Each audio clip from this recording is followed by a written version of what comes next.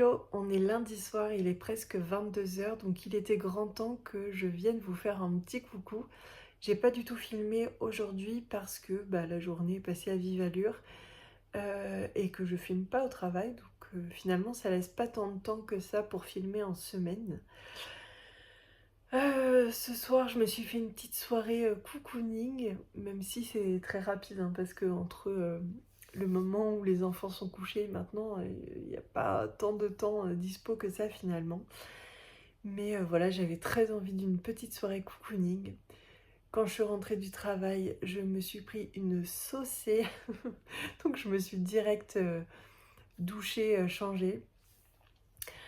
Généralement, quand je rentre, c'est le moment où mon chéri part pour aller chercher les enfants. Donc j'ai juste le temps de me prendre un petit café et hop, ils sont de retour.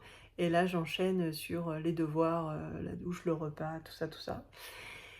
Et ce soir, Marcus est rentré avec un joker. En fait, dans sa classe, ils ont des jokers.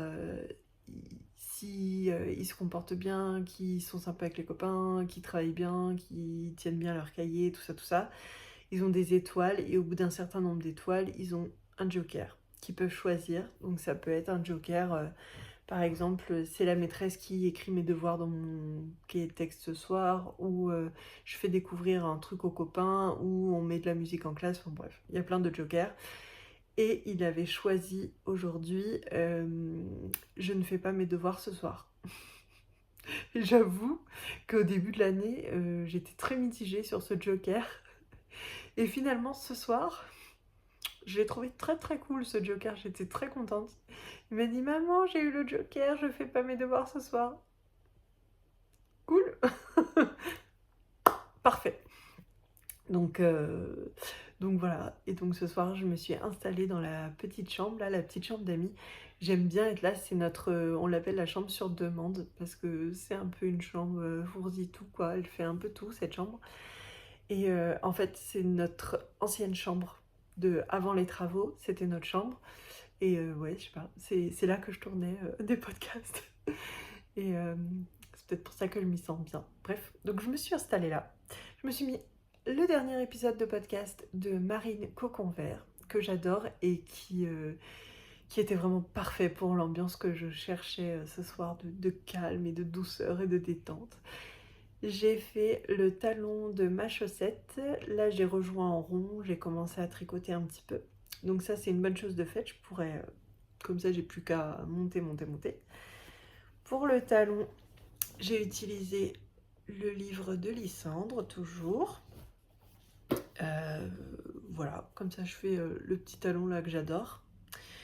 Et puis voilà, ma foi, détente. Et je me suis dit que, à y être de vous parler des chaussettes, j'allais répondre à Mariam qui a laissé un message pour savoir si je pouvais vous expliquer la pointe, comment je fais la pointe de mes chaussettes, puisque c'est un peu arrondi. Donc je lui ai dit que oui, avec plaisir, j'allais vous en parler dans une prochaine vidéo. Et c'est maintenant. Donc prenez votre papier, vos crayons si vous voulez noter la recette des pointes que je fais tout le temps. Je sais plus dans quel patron j'avais vu ça. En fait, je me le suis noté dans mes notes de téléphone et voilà. Depuis, c'est ce que je fais. Donc, qu'est-ce que je fais? Je monte 12 mailles. Moi, je fais 64 mailles pour mon pied. Donc, je monte 12 et 12, donc 24. Je fais un Turkish Caston.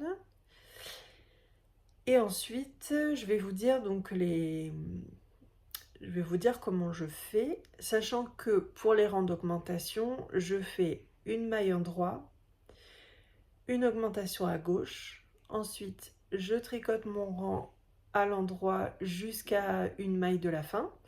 Là, je fais une augmentation à droite et ensuite une maille en droit. Donc, j'ai monté 12 et 12 mailles et je fais un premier rang d'augmentation où j'arrive donc à 28 mailles. Parce que je fais, donc ça me fait 4 augmentations par tour, puisqu'il y en a 2 pour chaque aiguille. On se suit? On se suit. Donc, du coup, je fais 1, 2, 3, 4, 5 rangs d'augmentation consécutifs, ce qui fait que je passe de 14 de 24 mailles en vrai à 44 mailles. Ensuite, je fais un rang en droit, donc je suis toujours à 44 mailles. Ensuite, un rang d'augmentation, donc 48 mailles. Un rang en droit, 48 mailles. Un rang d'augmentation, 52 mailles. Ensuite, deux rangs en droit, donc toujours 52 mailles. Un rang d'augmentation, 56 mailles. Deux rangs en droit, 56 mailles. Un rang d'augmentation, 60 mailles. 3 rangs en droit cette fois, 60 mailles, un rang d'augmentation, 64 mailles. Et là, du rond, du rond, du rond, je fais défiler. Donc voilà, c'est bête comme chou et je pense que ça marche pour toutes les tailles. En fait, qu'on peut suivre le même rythme et que c'est juste qu'on monte plus de mailles au départ, je pense, plus ou moins. Donc voilà. Et puis, je me suis dit que j'allais en profiter pour répondre à un deuxième message qui m'a beaucoup fait rire, qui a été qu'on m'a écrit sur Instagram pour savoir si vraiment quand je dis que j'ai pas de laine, est-ce que vraiment j'ai pas de laine ou est-ce que c'était une façon de parler ou est-ce que vraiment j'ai aucune quantité pour faire le bonnet de Flo. Et en fait, non, j'ai vraiment pas de laine. Enfin, c'est-à-dire, j'en ai, mais c'est beaucoup, beaucoup de restes. J'ai une quantité pull, je crois. Et sinon, le reste, bah, je peux faire des bonnets si je mets du mohair. Mais sinon, je crois que c'est que des restes, en fait. Je suis vraiment arrivée au bout, là. Et d'ailleurs, je vais vous montrer un peu mes tiroirs là juste après. Comme ça, vous allez voir vraiment que j'ai que des restes. C'est parfois des beaux restes, des gros restes, mais quand même, ça suffit pas pour faire un châle ou des choses comme ça. Je pense que mes restes excèdent rarement 40 grammes ou 50 grammes. Ou alors, ça va être vraiment deux écheveaux qui étaient dans le but de faire un bonnet, mais pas plus. Et tout ça pour dire quoi? Qu'est-ce que je voulais dire? Et d'ailleurs, oui, voilà, vu que j'ai pas mal de restes, je me suis dit qu'en janvier 2026, en Caston du premier de l'an, j'allais commencer une excavation blanket, histoire de passer mes restes et de faire un projet comme ça, couverture tout au long de l'année, que ça pourrait être chouette, parce qu'en fait, moi j'aime pas avoir trop de choses, ou trop de choses en double, ou trop de quantité de choses. Mais n'empêche que, force est de constater que là, j'ai pas de quantité pull en fait, je peux pas tricoter quelque chose. Mais quand même, j'arrive pas à acheter parce que, n'empêche, mes tiroirs sont pleins et du coup, bah voilà, quelque chose qui bloque en moi. Donc j'aimerais bien vider un peu mes tiroirs. C'est pour ça là que j'utilise beaucoup mes restes et tout, parce que j'ai vraiment envie de vider mes tiroirs pour pouvoir racheter. Mais en fait, tant qu'il y en a autant dans mes tiroirs, ben j'arrive pas à acheter quoi. Donc voilà. Et ben je vous emmène et je vais aller faire un petit tour dans mon stash du coup. Allez, c'est parti pour un tour express dans mon stash. Donc j'ai cette tour qui me sert pour la broderie, la couture, le tricot, tout ça, tout ça. Donc, au premier tiroir, j'ai ça.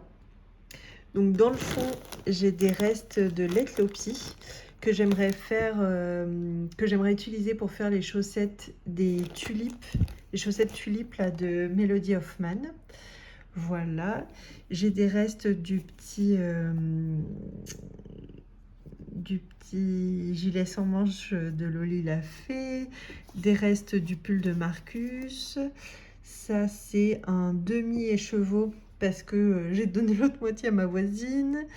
Là, on a des petits mini que j'adore, qui m'avaient été offerts pour la plupart par Mélanie Meldad.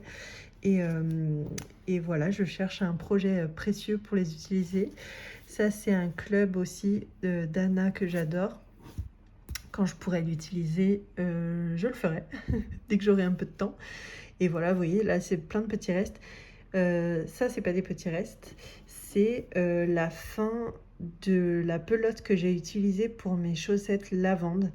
Et je l'adore tellement ce coloris, franchement. Ça, c'est Inès Green.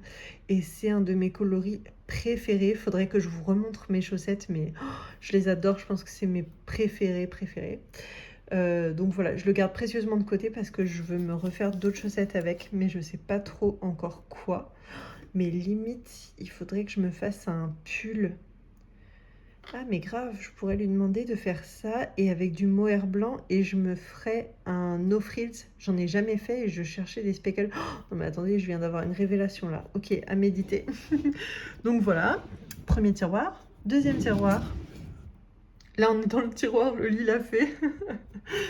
Donc là j'ai son coloris Candy que je vais bientôt utiliser parce que je pense qu'on va caston un bonnet en janvier entre copines. Là c'est le coloris Lichen et c'est pareil, j'ai un fil de mohair, un fil fingering, donc ça peut être un bonnet, des chaussettes, tout ça. Ça c'est trop beau pompon. Ça c'est de la DK. J'avais fait un gilet à capu avec. Et donc voilà, là il m'en reste 2. Et puis j'ai cette quantité de mohair. Mais finalement c'est pas du tout une couleur qui me va au teint. Par contre, pour ma excavation blanket, je mettrais bien un fil de mohair comme ça. C'est Emma Tricolibri qui a fait ça. Et quand j'ai vu sa couverture en vrai, et ben je trouve que ça faisait tout. En fait, le fait qu'elle ait mis un mohair identique tout du long, ça liait vraiment tous les coloris et j'ai trouvé ça super. Et comme celui-ci est hyper lumineux, je pense que ça ferait très beau sur ma blanquette et enfin sur ma excavation blanket et au moins ça voilà, je serais très heureuse de l'avoir là-dedans. Voilà, mais toujours pas de quantité pull. Là c'est des restes, des petits destages que j'ai eu, enfin ouais, des restes. Ça c'est les restes du pull que je vous ai montré l'autre jour. Là c'est de la R. Là on a des mini restes de mon pull loose, mon gilet loose qui est en mohair et soie coloris Frida de chez Yarn by Simone et qui d'ailleurs est actuellement en vente sur mon Vinted si vous voulez aller faire un tour. Ça c'est des restes du test. Ça c'est des petites laines que j'avais eu en destache. Ça, c'est les restes du pull de Capu, de son pull en jacquard, là. Donc, voilà. Et dernier tiroir, j'ai ça que je viens d'acquérir récemment au Bière Hélène, qui a organisé en fait un vide atelier Bière Hélène. Et j'ai eu ces 2 beautés. Et je les vois trop dans des petites chaussettes pour Capu ou quoi.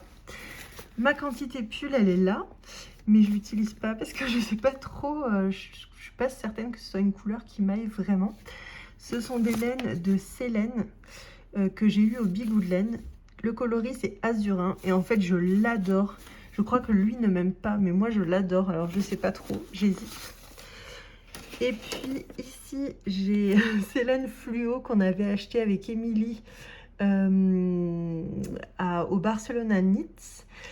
Et voilà, il faudrait qu'on se décide à faire notre projet. Ça, c'est pareil, c'est des laines que j'avais achetées au Barcelona Knits dans l'idée de me faire un châle à un écheveau, un truc tout simple. Ça aussi, c'était au Barcelona Knits. Ça, c'est des beautés Inès Green à nouveau, que j'ai eu en cadeau. Encore un gros bisou à Frédéric. Et bah, c'est trop beau. Et je cherche le patron idéal pour les mettre en valeur. Et pour le moment, j'ai pas trouvé. Mais je compte bien trouver.